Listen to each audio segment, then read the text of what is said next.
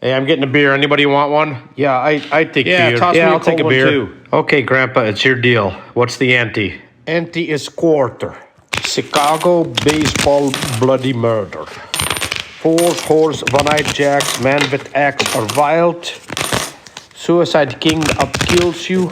High spade in the hole splits the pot. And pair of natural seven take all. At deer camp every year, we'd play poker. That was our thing.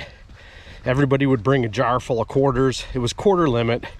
The same jokes would go around the table the first few hands, and my grandfather's favorite poker game was something called Chicago Baseball Bloody Murder. Fours, queens, one-eyed jacks, and the king with the axe were wild. The suicide king, which is the king with the sword through his head, if that came up, you'd have to fold. And the high spade in the hole split the pot. It was a 7-card stud game, 3 cards up, 2 cards down, and then the last one down and dirty. Well, every once in a while, my grandfather would throw in another clincher. A pair of natural sevens takes all. We'd all grown with that because it was such a complicated game anyway. This one particular deer camp, however, looking back, I didn't realize the significance of the pair of natural sevens until the season was over.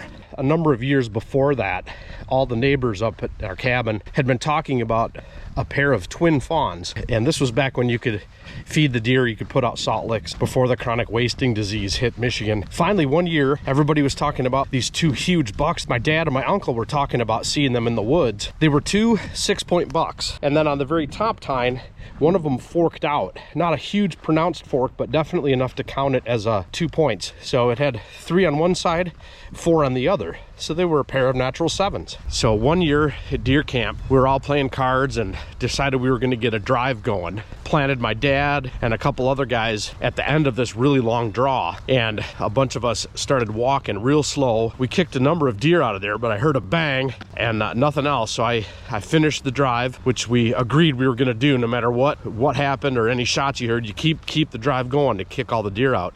So I walked upon my dad's friend who had just shot this deer. He was shaking like crazy. His hands were shaking so badly he couldn't hold a knife or anything. My dad was dressing out the deer. My dad's just giving him all kinds of crap. I invite you to come up hunting on my land. You shoot the biggest deer that we've seen in years, and da-da-da-da-da.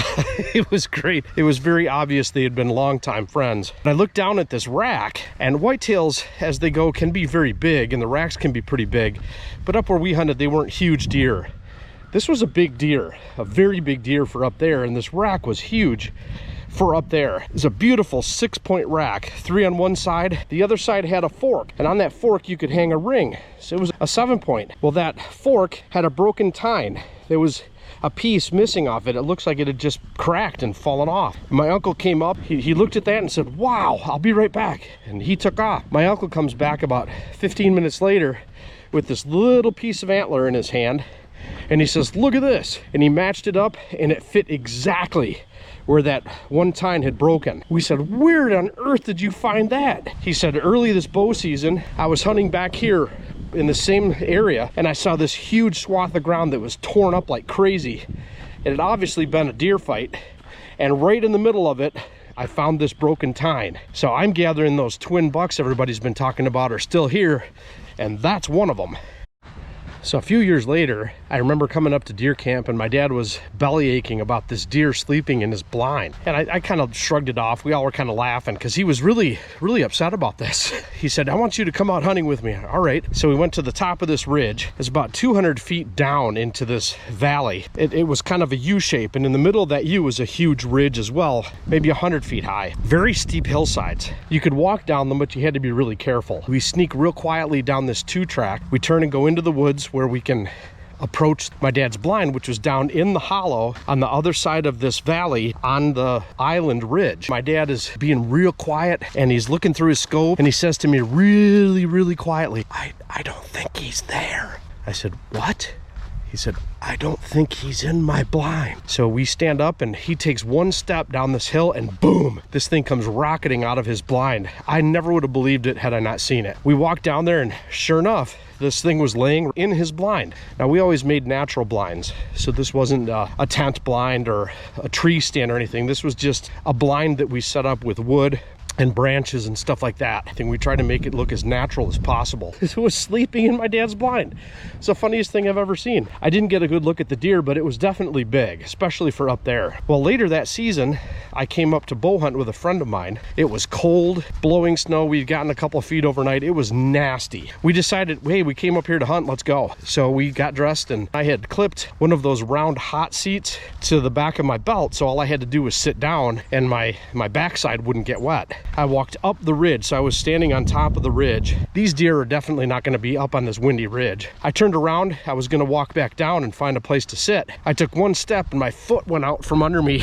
I sat down on that hot seat and it just rocket shipped me down this 100-foot ridge, and I landed in a heap at the bottom. I found a perfect natural blind. A tree had fallen over and the big root system was sticking out, and it was out of the wind. One of the branches had a perfect seat and I could set my bow in there. It was actually nice and cozy.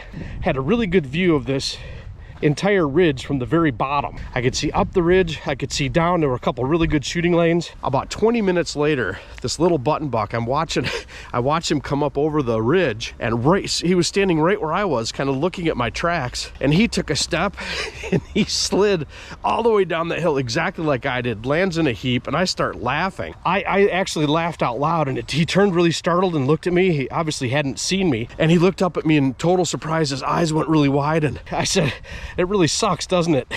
And he actually bleated at me. He goes, "Bah." He shook off all the snow and looked at me, and then just kind of real quietly sneaked away.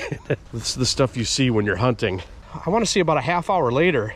I'm looking down the bottom of this ridge. I had a great shooting lane, probably good 200 yards. I couldn't shoot a bow that far and be accurate, but I could see that far. And sure enough, I see this deer. He comes walking straight towards me, but he keeps looking over his left shoulder. He wasn't paying any attention to me. I was actually downwind from him. He stopped. I couldn't see the full deer. And I said, as soon as he gets his chest on the other side of this tree, I've got a shot. It was unbelievable. I drew back, and he was standing right next to a tree. So just like this tree here, he was standing on this side of the tree.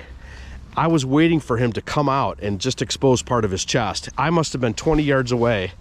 So I knocked an arrow, and I was totally concealed from him. So I pulled my bow back, I raised up, and I was ready to go. He moved his head out, and there I saw the rack. 3 points on one side, 3 points on the other, with a fork on the left side. As soon as he stuck out his chest, I let that arrow fly. This arrow went bink, and it came right back out. I don't know how. It hit the farthest part of that tree trunk. It made the loudest noise. That deer took off, never looked back. He knew exactly what had happened. After that, nobody ever saw that deer again. A true pair of natural sevens. It was pretty remarkable. Hey, if you like this story, and I've earned it, please hit the like button below. And think about subscribing. It'll help me promote the channel. I do release videos. I'm trying to do that every week or so, but I would really appreciate it. Thanks a lot for listening.